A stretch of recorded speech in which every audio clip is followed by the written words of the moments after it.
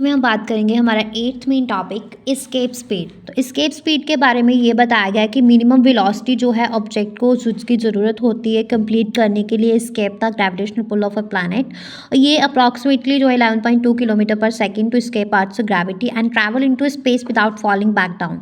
और इसको हम रिप्रेजेंटेड करते हैं as a formula v is equal to √2g m upon r। तो g यहाँ पे ग्रेविटेशनल कांस्टेंट है, m जो है मास ऑफ द प्लैनेट और r जो है रेडियस है। तो मिनिमम वेलोसिटी जो चाहिए होती है ऑब्जेक्ट को ओवरकम अ प्लैनेट से gravitational pull and not fall back, उसको हम एस्केप स्पीड बोलते हैं। और प्लैनेट जो है जिसका लार्जर मास होगा, छोटा रेडियस होगा, उसकी एस्केप वेलोसिटी बहुत ज़्यादा होगी। और अप्रॉक्सीमेटली 11.2 किलोमीटर पर सेकेंड अर्थ से एस्केप स्पीड है हमारे पास, ये बताया गया है। उसके बाद नेक्स्ट इसमें ये हमारे पास आ जाता है कि एस्केप स्पीड जो है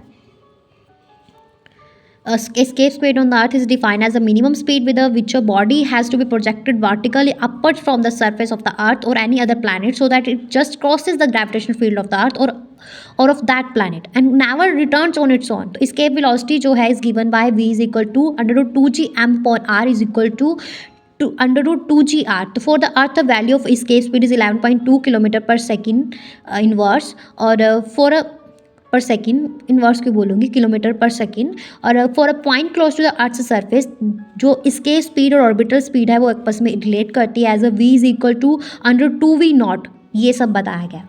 उसके बाद नेक्स्ट हमारा सब टॉपिक आ जाता है 9th अर्थ सैटेलाइट्स। तो अर्थ सैटेलाइट्स के बारे में हमारे पास ये इन्फॉर्मेशन आ जाती है कि सैटेलाइट जो है एक बॉडी है जो रिवॉल्व करती है लगातार एक ऑर्बिट में अराउंड अ कंपैरेटिवली मच लार्जर बॉडी। तो ऑर्बिट स्पीड ऑफ सैटेलाइट जो है एक स्पीड है जो रिक्वायर्ड करती है required to put the satellite into given orbit around the earth। तो टाइम पीरियड जो है सैटेलाइट का उसको हम कैपिटल टी से डिनोट करते हैं। तो वो टाइम है जो सैटेलाइट लेती है कंप्लीट करने के लिए एक रेवोल्यूशन अराउंड द अर्थ। तो t is equal to 2 upon r √rh cube upon g। तो हाइट जो है सैटेलाइट की above the earth surface h is equal to t square r square g upon 4 square 1/3 है ना, ये आ जाते हैं -r। तो टोटल एनर्जी जो है सैटेलाइट्स की E is equal to potential energy plus kinetic energy is equal to -gm ये कैपिटल है and small m upon 2r plus h, ये सब बताया गया है। तो बाइंडिंग एनर्जी जो है सैटेलाइट्स की is -e is equal to gm capital and small m upon RH। तो जियो स्टेशनरी सैटेलाइट और फिर उसके बाद पोलर सैटेलाइट्स के बारे में बताया गया है। तो अभी हम इतनी ही बात करते हैं सैटेलाइट्स के बारे में। और नेक्स्ट मैं इसके बारे में और बता देती हूँ आपको सैटेलाइट्स और क्या है, सैटेलाइट्स के बारे में और क्या बताया गया है हमारी इस चैप्टर में। तो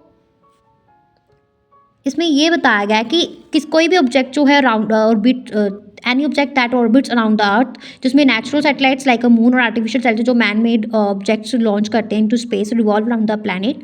तो की कंसेप्ट ये है कि gravitational force from the earth keeps the satellite in orbit. और सैटेलाइट ऑर्बिट्स भी हमारे पास 3 तरह की बताई गई है। लो अर्थ ऑर्बिट जो satellites orbiting close to the earth surface, it's low earth orbits. और मीडियम अर्थ ऑर्बिट जो satellites orbiting at a medium altitude. Geostationary orbit satellite position at a specific altitude above the equator और pairing stationary from the earth surface, ये बताया गया। तो important concepts आ जाते हैं। सेंट्रीपिटल फोर्स जो सैटेलाइट को ऑर्बिट में रखती है और प्रोवाइड करती है प्रोवाइडेड बाय अर्थ ग्रेविटी, उसको हम सेंट्रीपिटल फोर्स बोलते हैं।